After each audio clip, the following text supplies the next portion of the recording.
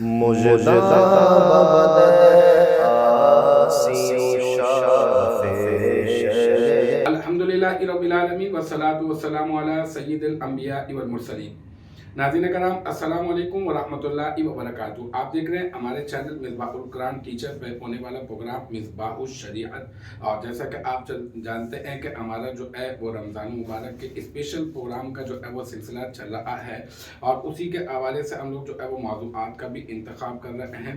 اور آج جو ہمارا موضوع ہے وہ تراویح کی شرعی حیثیت ہے، اس کا حکم ہے، کتنی رکعتیں ہیں، اور جو ہے وہ کب سے اس کا سلسلہ جو ہے وہ جاری ہوا. انشاءاللہ تعالیٰ ان تمام کے تمام جو ہے وہ چیزوں پر ہم لوگ گفتگو کرنے کی کوشش جو ہے وہ کریں گے. آج جو ہمارے ساتھ مذہبی شخصیت موجود ہیں وہ ہیں حضرت علامہ مولانا جناب فیضان مدنی صاحب. السلام علیکم ورحمۃ اللہ. السلام ورحمۃ اللہ وبرکاتہ. حضرت کیسے ہیں آپ؟ خیریت سے ہیں؟ الحمدللہ.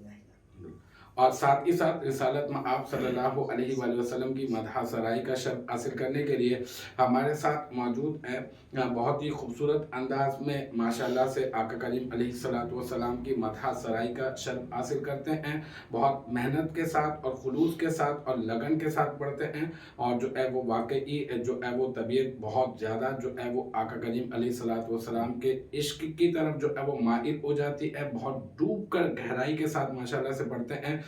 میری مراد ہے جناب حماد قادری صاحب.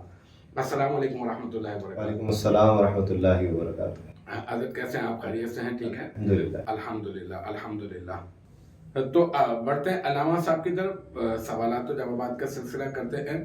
تو علامہ صاحب یہ بتائیے کہ رمضان مبارک کا مہینہ ہے، اور مطلب یہ کہ اس طرح کے ای سوالات جو ہے وہ بہت زیادہ گردش کرتے ہوئے جو ہے وہ نظر آ رہے ہوتے ہیں. تو یہ بتائیے گا کہ یہ جو تراویح ہے، جیسا کہ ہمارا آج موضوع ہے تراویح، تو یہ جو تراویح ہے یہ رمضان مبارک کے مہینے میں یہ پڑھنا ضروری ہے کیا؟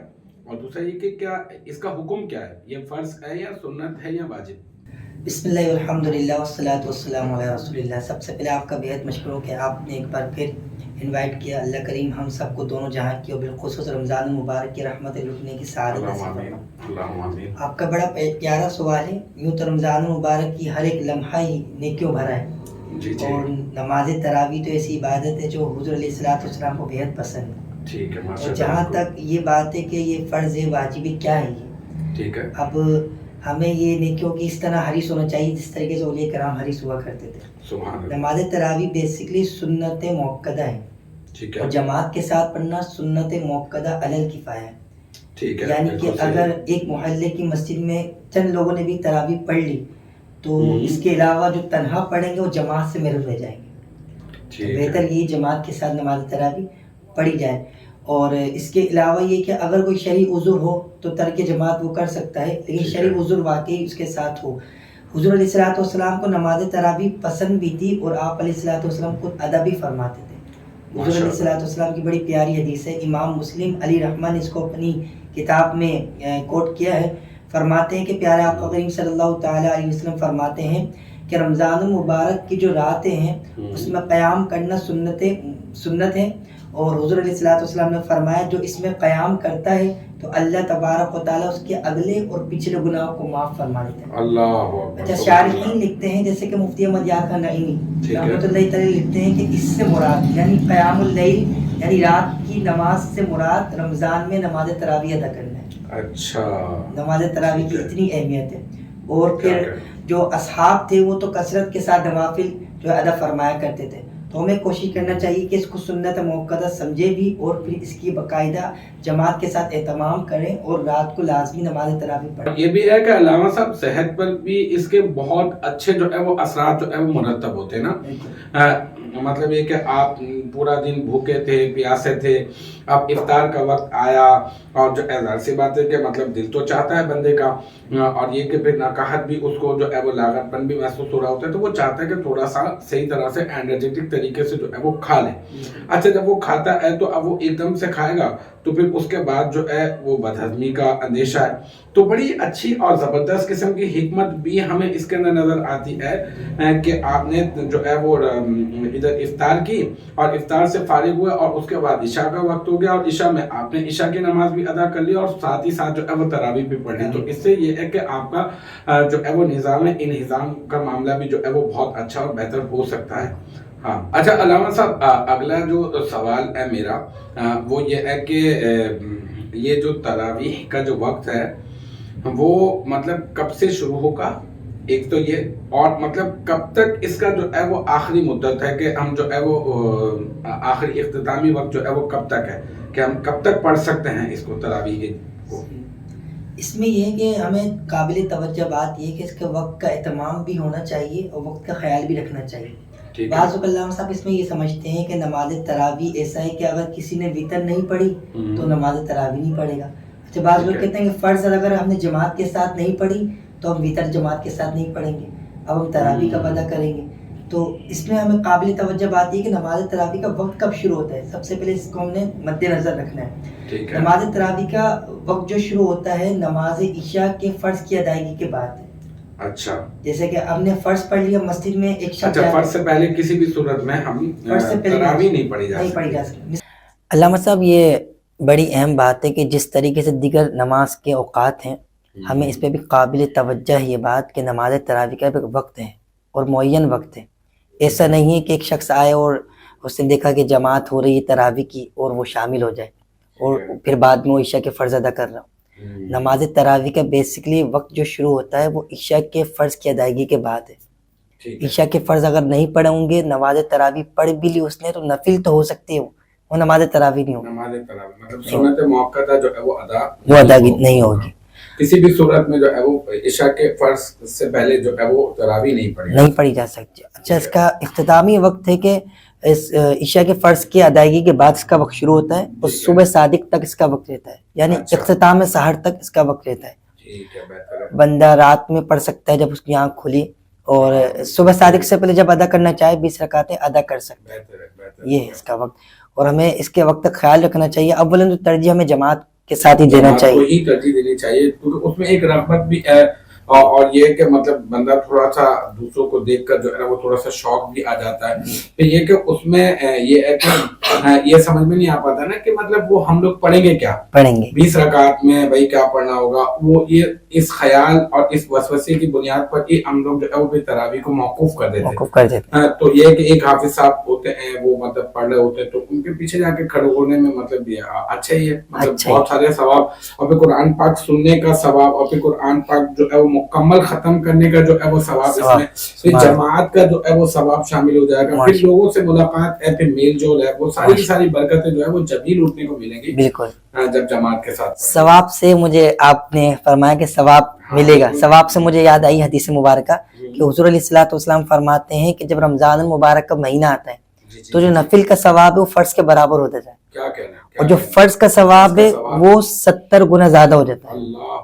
तो रमजान में तो हमें बदरजा उला नेकियों की तरफ रग़बत होनी चाहिए कि जमात के साथ ये एहतमाम हो, तरावी का एक अच्छे अंदाज में एहतमाम करें, पहले से तैयारी हो कि अव्वल मुझे पहली रकात मिल जाए, ईशा की जमात की भी तैयारी हो अच्छे अंदाज में। अच्छा, अल्लामा साहब एक चीज़ की तरफ तवज्जो दिलाना चाहूँगा, वो ये कि बाज़ लोग ये कहते हैं कि अगर किसी ने नमाज ईशा जमात के साथ पढ़ ली, अब वो वितर तो जमात के साथ पढ़ेगा, लेकिन अगर किसी के फ़र्ज़ निकल जाते हैं पहले आके फिर वो फ़र्ज़ अदा करेगा, जाहिर बात है 2-4 रकात उसकी छूट जाएंगी। अब जब वितर की नमाज तरावी के बाद वितर की इमाम साहब जमात करवाएंगे तो अब वो बंदा वितर की जमात के साथ नहीं पढ़ सकता। इन लोगों का सोचो फिक्र है, जबकि ये इख्तलाफी मसाइल हैं, और उला और बेहतर अमल यही है कि जमात के साथ वितर पढ़े, अगर चाहे फ़र्ज़ जमात के साथ पढ़े या ना पढ़े, वितर जमात के साथ पढ़े। नहीं, इसमें ये ख्याल रखना है कि नमाज तरावी की कज़ा नहीं है, क्योंकि नमाज तरावी पढ़ना सुन्नत मुअक्कदा है, और जो कज़ा होती है वो फ़र्ज़ और वाजिबात की होती है। बिल्कुल सही है। तो अगर किसी की नमाज तरावी निकल गई, रात को वो सो गया, सुबह सादिक से पहले उठा, अब जल्दी जल्दी उसने सेहरी करी, क्योंकि सेहरी के वक्त तो वक्त ही नहीं है नमाज तरावी का, तो अब वो अदा भी करना चाह रहे तो नफिल नमाज अदा कर ले, क़यामुल लैल की नियत कर ले वो, लेकिन नमाज तरावी की नियत करके नमाज तरावी सेकंड डे पढ़ता भी है तो नमाज तरावी नहीं होगी, वो सुन्नत मुअक्कदा नहीं होगी, वो नफिल नमाज हो सकती। अच्छा अल्लामा साहब, अगला जो सवाल है मेरा वो ये है कि तरावी में जो खत्मुल कुरान जो है वो किया जाता है, वैसे तो आपने जैसा कि इरशाद फरमाया کہ ہم جو ہے وہ اپنی بھی پڑھ سکتے ہیں، ہم جو ہے وہ اگر جماعت کو ترک کرنے کا ارادہ بھی رکھیں تو بہرحال اس کی بھی گنجائش ہے کہ ہم لوگ ترک کر سکتے ہیں شرعی عذر کے ساتھ. ہاں شرعی عذر کے سبب. تو یہ کہ پھر ہم اپنی پڑھنا ہے تو مطلب یہ کہ اس میں جو ہے وہ ترتیب تو ادھر ادھر ہو گئی. تو قرآن مجید فرقان حمید کو پورا کا پورا ختم القرآن کی کیا شرعی حیثیت ہے؟ بیسک کوشچن یہ. ختم قرآن جو ہے نماز رمضان المبارک میں ایک بار پڑھنا، یہ سنت موقدہ للکفایہ ہے. ٹھیک ہے. نماز تراویح میں پڑھنا بھی اس کا بھی یہی حکم ہے. لیکن آپ نے دیکھا کہ آپ کہیں اور نماز تراویح پڑھ رہے ہیں یا آپ کی جاب ٹائم ایسی ہے کہ آپ جماعت کے ساتھ نہیں پڑھ پاتے، تو پھر یہ کہ آپ صورتوں کے تحت آپ پڑھ سکتے ہیں، آپ کی سنت چھٹ جائے گی. لیکن نماز تراویح جو فرسٹ رمضان سے 30 رمضان المبارک تک جو ہے وہ جو اس میں نماز تراویح جو سنت موقدہ ہے ایک سنت آپ کی ادا ہو جائے گی. اور اس نماز تراویح میں جو ختم القرآن ہے وہ سنت موقدہ علی الکفایہ ہے، تو وہ سنت آپ کی چھوٹ جائے گی. تو بہتر عمل یہی ہے کہ اگر کوئی الگ سے اس طریقے سے تراویح کے اہتمام کر رہا ہے، بغیر جماعت کے ساتھ پڑھ رہا ہے، تو علم ترا سے لے کر ناس تک 10 صورتیں بنتی ہیں. تو شروع کی 10 رکعتوں میں اس ترتیب سے وہ صورتیں پڑھ لے، پھر سیکنڈ جو 10 رکعتیں ہیں وہ علم ترا سے ناس تک دوبارہ ان کی ادائیگی کے ساتھ پڑھ لے. ٹھیک ہے، بہتر ہو گیا. تو ایک نعت شریف جو ہے وہ پروگرام میں شامل کرتے ہیں، تو میں گزارش کروں گا حماد صاحب سے، حضرت ایک کلام اگر آپ پیش فرما دیں. صلی اللہ علیہ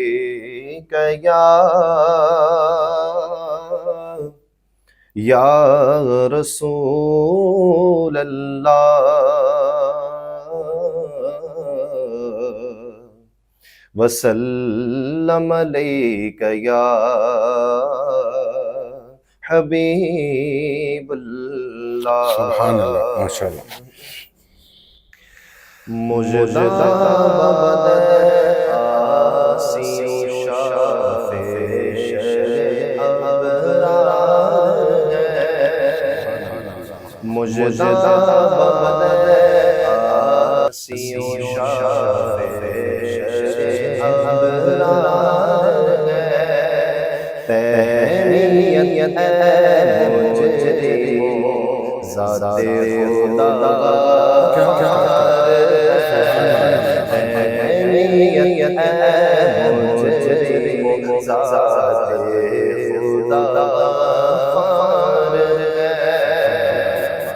چاند ششو بیڑ بولے جار سجدہ کرے،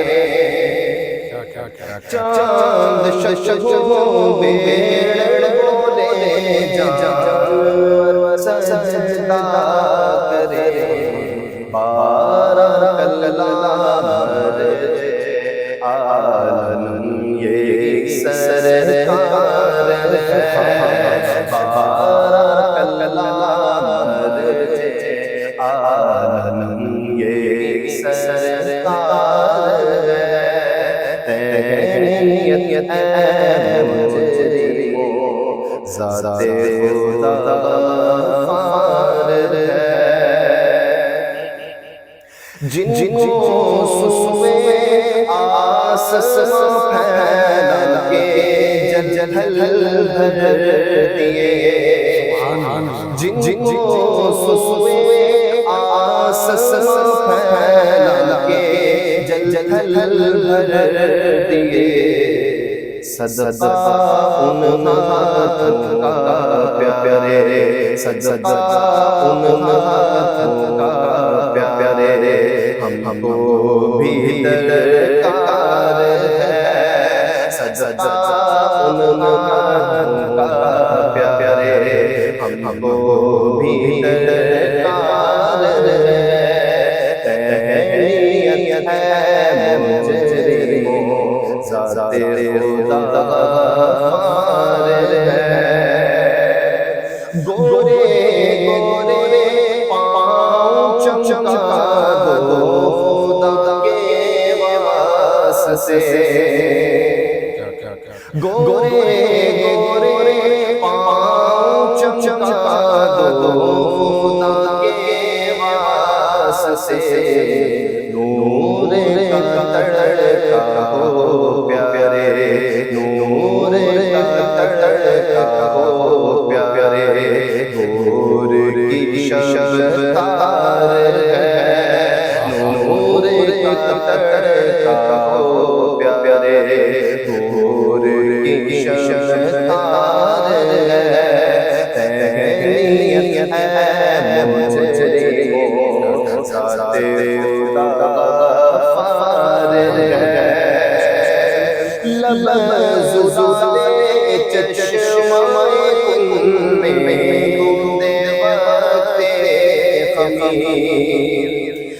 لبزدے چشم کن میں گوندے باتے خمیر مردے زندہ کرنا ہے جہاں تم کو کیا دشوار ہے مردے زندہ کرنا ہے جہاں تم کو کیا دشوار ہے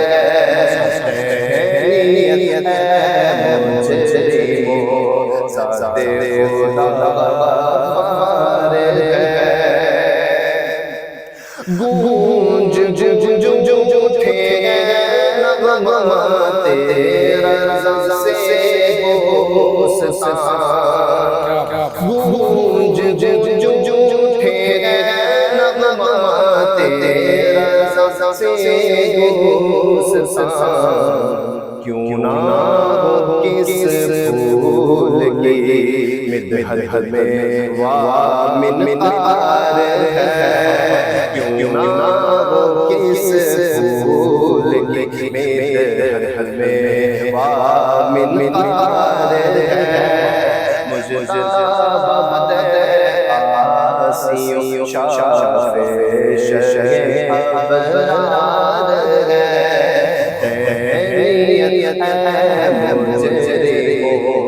ذات خدا غفار ہے۔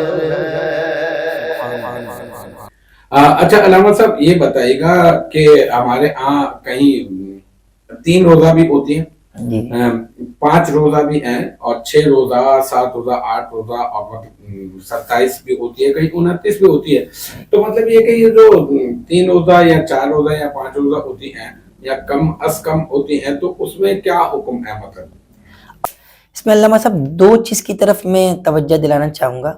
ایک تو یہ کہ رمضان المبارک میں نماز تراویح پڑھنا ہے کیا، سنت موقدہ ہے پورے رمضان مبارک میں۔ ایسا نہیں ہے کہ 6 روزہ اگر کسی نے پڑھی تو اب وہ سوچے کہ بس میں نے تو پڑھ لی 6 روزہ اور ختم قرآن بھی ہو گیا، اب میں تو جاب کرتا ہوں، کاروبار کرتا ہوں، تجارت میرا اپنا بزنس ہے، اب جاب کروں میں مسئلہ نہیں ہے کیونکہ نماز تراویح تو میں نے 6 روزہ پڑھ لی ہے۔ ایسا نہیں ہے، نماز تراویح اس نے ضرور پڑھ لی اور ختم قرآن اس کا ہو گیا، یعنی کہ نماز تراویح میں ایک بار ختم قرآن کرنا سنت موقدہ ہے، اور 2 بار پڑھنا اس سے زیادہ بہتر عمل ہے، 3 بار پڑھنا فضیلت زیادہ ہے۔ لیکن اگر ایک بار اس نے 6 روزہ نماز تراویح پڑھی اور اس میں ایک بار ختم قرآن ہو گیا تو ایک سنت تو اس کی ادا ہو گئی، لیکن جو دوسری سنت ہے نماز تراویح 30 ڈیز تک پڑھنا، وہ اس سے بری ذمہ ہوا ہے، یعنی وہ گناہگار ہوگا۔ وہ نماز تراویح اگر جان بوجھ کر چھوڑ رہا ہے تو ترک واجب کر رہا ہے وہ۔ تو اس میں یہ خیال رکھنا ہے کہ نماز تراویح اگر 6 روزہ پڑھ بھی رہا ہے تو اپنی مسجد میں پھر آ کے یا مسجد میں جماعت کے ساتھ کسی شرعی عذر کے بنا نہیں پڑھ پا رہا، دیر لگتی ہے، اس کا اپنا بزنس ہے، تو 20 رکعتیں روزانہ گھر پہ وہ ادا کرے۔ اچھا علامہ صاحب، آج کے پروگرام کا میرا یہ آخری جو ہے وہ آپ سے سوال ہے، وہ یہ ہے کہ آپ بتائیے گا کہ کیا نابالغ بچہ جو ہے وہ تراویح کی امامت کروا سکتا ہے؟ اس میں اس چیز کا ہمیں خیال رکھنا ہے کہ بعض لوگ دیکھا گیا ہے کہ مدارس سے ماشاءاللہ وابستہ ہوتے ہیں، ہونا بھی چاہیے، اور طلبہ کرام حفظ کرتے ہیں ماشاءاللہ، اور یہ امت محمدیہ پر خاص کرم نوازی ہے کہ قرآن مجید ان کا حفظ ہو جایا کرتا ہے۔ لیکن علامہ صاحب یہ دیکھا ہے ہم نے کہ جب ایک طالب علم اسٹوڈنٹ حفظ کرتا ہے تو اسے ہم بغیر جو یہ سمجھ لیں فرائض علوم ہے، سوچے سمجھے تیاری کرائے بغیر بس منزلوں کی تیاری کروا دی، قرآن پاک پختہ کروا دیا، اور منصب امامت پر ہم نے اسے فائز کر دیا۔ لیکن جو اب نابالغ بچہ آگے کھڑا ہوگا اور اس کے پیچھے اگر بالغ کھڑا ہوا ہے تو ان کی تراویح نہیں ہوگی، یعنی کہ اگر نابالغ جماعت کروا رہا ہے تو نابالغ اس کے پیچھے پڑھ سکتا ہے، نابالغ ہی پڑھ سکتا ہے، اور وہ بھی ذوق کو بلند کرنے کے لیے جی، مطلب اپریشیٹ کرنے کے لیے، حوصلہ افزائی ہو، مطلب لرننگ جو ہے وہ ایک پروسیجر جو ہے نا وہ چلا تاکہ وہ سیکھیں بالکل، ورنہ یہ کہ اس کے اوپر تو ابھی جماعت بھی نماز بھی جو ہے وہ فرض نہیں ہے نابالغ کے اوپر، تو نماز بھی فرض نہیں ہے۔ تو یہ کہ اگر تراویح اگر پڑھاتا ہے تو یہ خیال رکھنا ہوگا بقول آپ کے کہ وہ پیچھے نابالغ بچے ہی ہوں نابالغ، اور پھر یہ بھی ٹریننگ دے دی جائے کہ اگر وہ بالغ بھی ہے تو اس کو امامت کے شرائط وغیرہ معلوم، ایسا نہ ہو کہ بالغ ہے اب کہیں گے اب تو ماشاءاللہ بالغ ہو چکا ہے اور پکا حافظ قرآن ہے، اچھی بات ہے، لیکن اس میں اس کو لقمے دینے کے مسائل معلوم ہو، نماز تراویح کے مسائل معلوم ہو، نماز کے شرائط واجبات مفسدات معلوم ہو، تاکہ منصب امامت کا جو ہے وہ صحیح حقدار ہو۔ ٹھیک ہے ماشاءاللہ ماشاءاللہ ماشاءاللہ علامہ صاحب. ٹھیک ہے، بس یہ میرا آج کا آخری سوال تھا. تو ناظرین کرام، یقیناً آپ لوگوں نے بہت کچھ جو ہے وہ سیکھا ہوگا، اور انشاءاللہ تعالیٰ اسی طرح سے ہم جو ہے وہ مزید علماء کرام کے ساتھ جو ہے وہ اس طرح کے علمی نشست کا انعقاد جو ہے وہ کرتے رہیں گے. امید ہے یہ آپ کو پروگرام بہت پسند آیا ہوگا. اجازت دیجیے. السلام علیکم ورحمۃ اللہ وبرکاتہ.